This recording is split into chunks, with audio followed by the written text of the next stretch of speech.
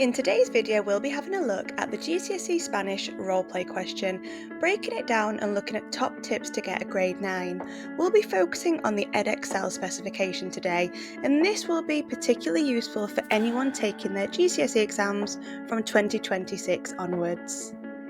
So before we get started, let's have a look at what the GCSE speaking exams actually look like for EDEXCEL. So there will be three parts of your speaking exam with EDEXCEL. Part 1 is the read aloud part of the exam, where you're given a sequence of sentences and you've got to read them aloud in Spanish, and that's worth 12 marks. Part 2 is the role play question, which we'll be looking at today.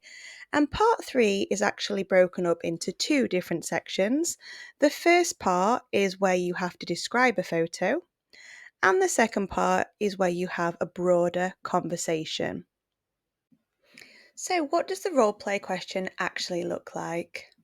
So, before I show you an example role play question, I just want to point out that the role play can take place in any of the following settings or locations.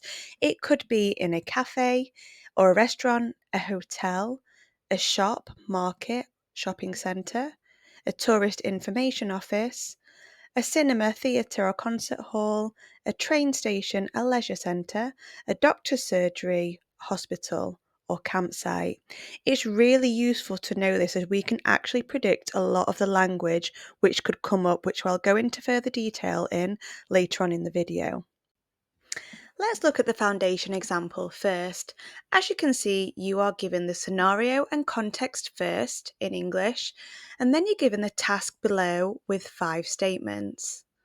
All the statements will require you to answer in the present tense, with the exception of maybe using me gustaría, which means I would like. And you'll also be prompted to ask one question. Now let's have a look at the higher, which is the exact same format, the scenarios at the top, and the task is at the bottom with 5 statements. But as you can see, there is a slight difference with the higher.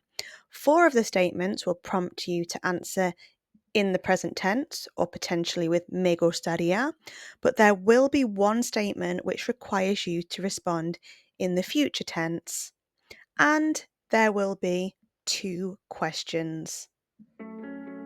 So let's have a look at some tips as to how to get full marks in the roleplay question. So tip 1 would be get to know the mark scheme. As you can see, you will get 2 marks for each statement or question that you ask as part of the roleplay question, so it's out of a total of 10 marks. To get 2 marks, it's quite simple. You just have to make sure that you fully communicate what the statement is asking you to do.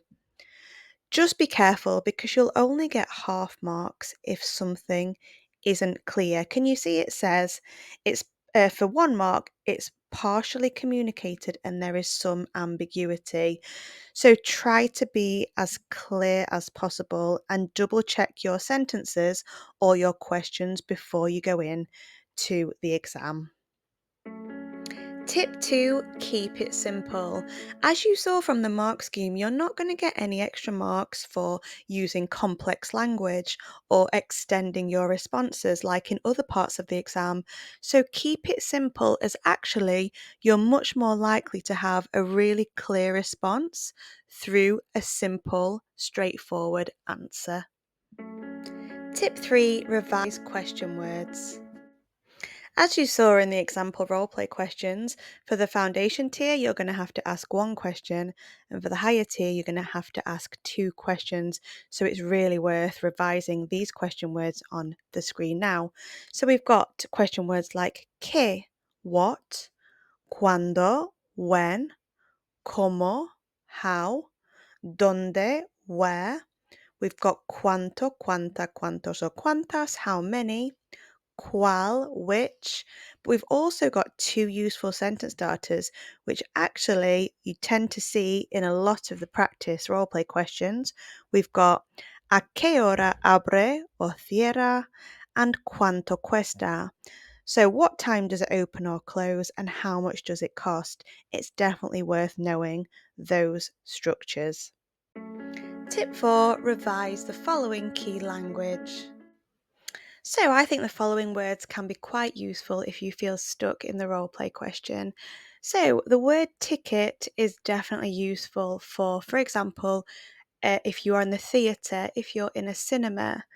But also, the word ticket's useful if you are in a train station or a tourist information office. So we've got some different words for tickets here.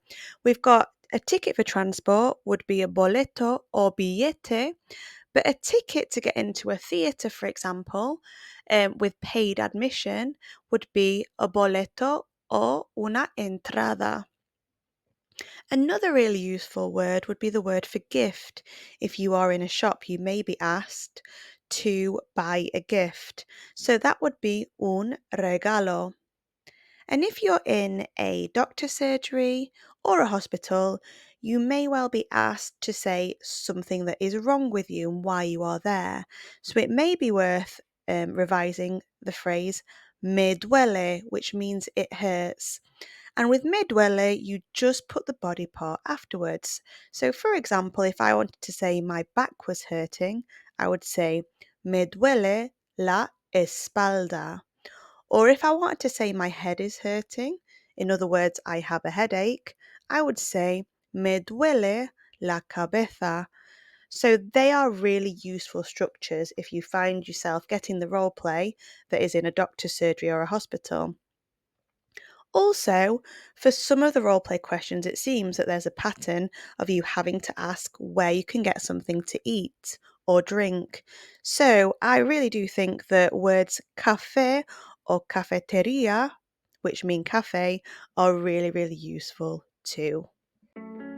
Tip 5, revise the future tense. So there are two future tenses which are useful to know at GCSE. There's the immediate future tense, which is the one that is on the screen now, but there's also the simple future tense. I am going to stick to you, if you've not got much time to revise, I'd stick to this one as it's slightly easier, but I will also put a link to my grammar video above where you can actually revise the simple future as well. So in terms of the immediate future tense, which is this one, which in English would be I am going to visit, or I am going to eat, or I'm going to drink, you simply take the conjugation of ir, to go, so that could be voy, I am going, vas, you are going, va, he, she, or it is going, vamos, we are going, vais, you plural are going, or van, they are going, and then you add an a, and then you add your infinitive verb. So that could be comer, beber, visitar. You've just got to make sure that that infinitive verb ends with ar, er, or ir. So when you are answering or putting together your future tense sentence, make sure you get that structure perfect. And my final tip, tip 6, is just to say don't feel that you can't ask your teacher to repeat what they have said if you feel really stuck. So you can just simply say, repite por favor. Thank you for watching. Adios.